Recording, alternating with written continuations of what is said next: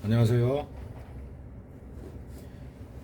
지금 이 가방에 안감을 뜯어놨는데요.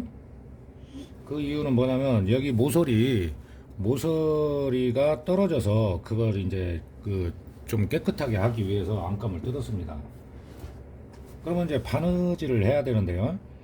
이 모서리를 좀 깨끗하게 떨어진 부분이 안 보이게 한다고 해서 이 가방 전체를 뜯을 수는 없잖아요. 그래서 이렇게 안쪽에서 뜯어서 이제 복원을 한다고 설명을 드리고 바느질을 해주는데요. 안감은 그 상태에서 바느질을 해야 되기 때문에 미싱으로 하면은 접어서 해야 됩니다. 그래서 이렇게 뜯어낸 부분 그대로를 손바느질로 해줘야 돼요. 근데 이제 방법은 여러 가지가 있는데 이제 안쪽이다 보니까 이렇게 해서 안에서 먼저 바늘을 넣고 이 끝을 뭐 라이터로 해서 할 수도 있고 매듭을 좀 크게 지어서 시작을 해도 됩니다.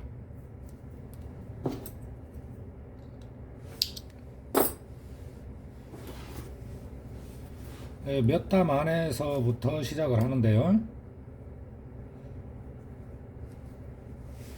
처음에 첫 땀이 바늘이 들어가면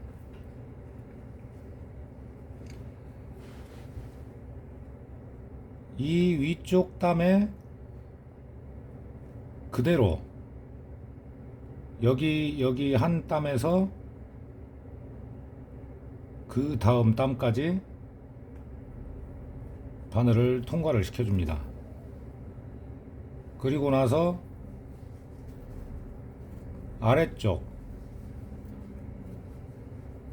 아래쪽을 그대로 또 들어가요.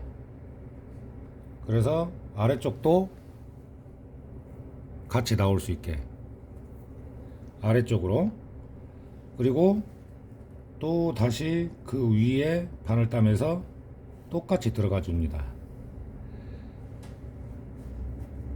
그리고 여기 보면 자세히 보면은 이미 미싱으로 들어간 자리가 보여요. 그러면 그대로 내려와서 그 다음 땀 위아래로 번갈아 가면서 해주는 거죠.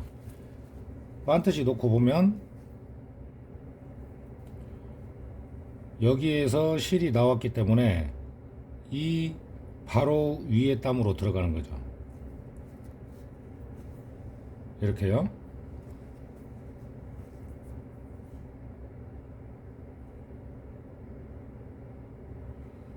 어렵지는 않은데 많이 안 해보신 분들은 약간 헷갈릴 수가 있어요.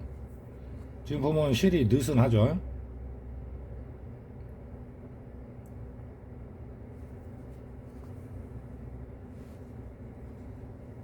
이렇게 바느질을 해주면 표도 안 나고 원래 있던 모양대로 바느질을 하는 것이죠. 만약에 미싱으로 해야 한다고 하면은 안감 전체를 뜯어야 하잖아요. 근데 그렇게는 하면은 오히려 이제 명품이 망가지니까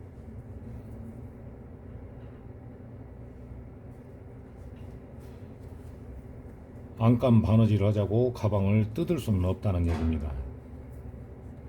그래서 수선을 해야 되는 경우에는 이렇게 바늘 구멍이 보이기 때문에 거기에서 그대로 미싱이 지나간 자리대로 해주면 돼요. 위아래로.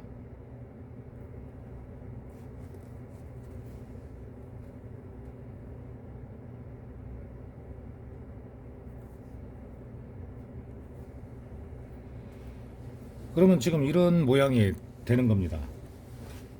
이렇게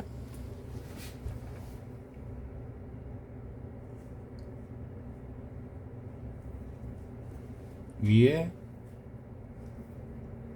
아래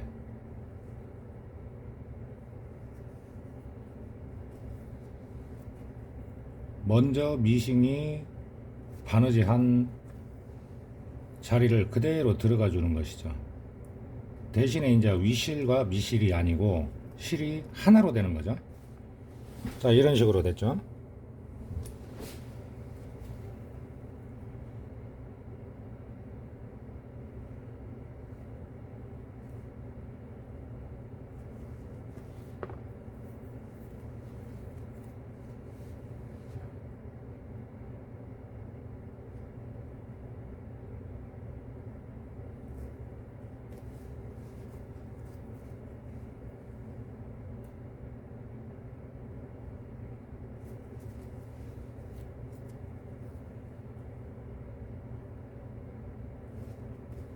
지금 이제 잘 보이시도록 하기 위해서 제가 지금 좀 느슨하게 하고 있습니다. 실의 길이는 안 짧아요. 자, 이 정도만 해주고 이제 직접 바느질을 할 때는 중간중간에 살짝씩 당겨주면 되는데요. 이 끝을 잡고 매듭의 끝을 잡고 지금 바느질을 한 실 있죠? 이걸 이렇게 당겨줍니다.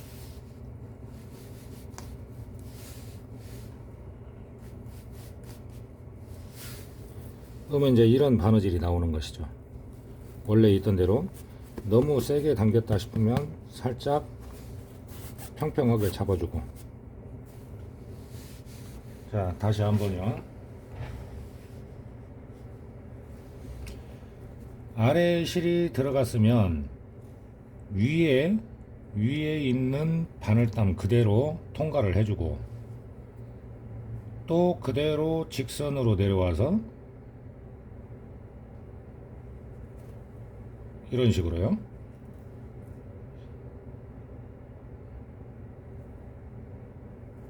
어렵지는 않죠.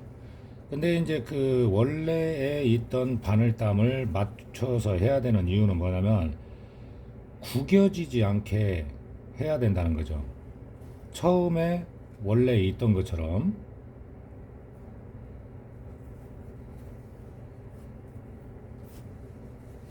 자, 이렇게 바느질을 해 나가면, 아이고 마음 같아서는 그냥 싹 뜯고 그냥 안에서 뒤집어서 미싱으로 그냥 하고 싶죠. 근데 그렇게 하는 것보다 이렇게 신경 써서 해주면 별게 아닌 것 같아도 고객님도 만족을 하시고 또 보기에도 좋고요. 그 선 그대로 맞춰서 이렇게 해주면 돼요. 위 아래 번갈아 가면서.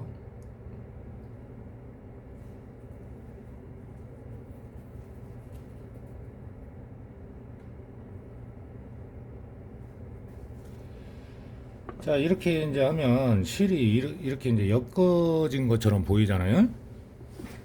그러면 여기에서 긴 실을 잡고 살짝 당겨 줍니다.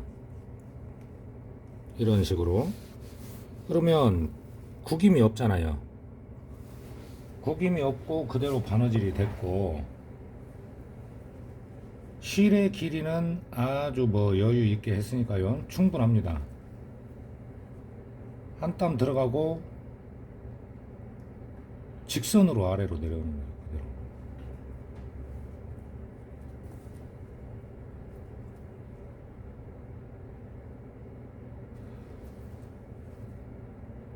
가방이 많은데 자켓도 마찬가지입니다. 자켓도 겉에서 바느질을 해야 되는 경우가 있어요.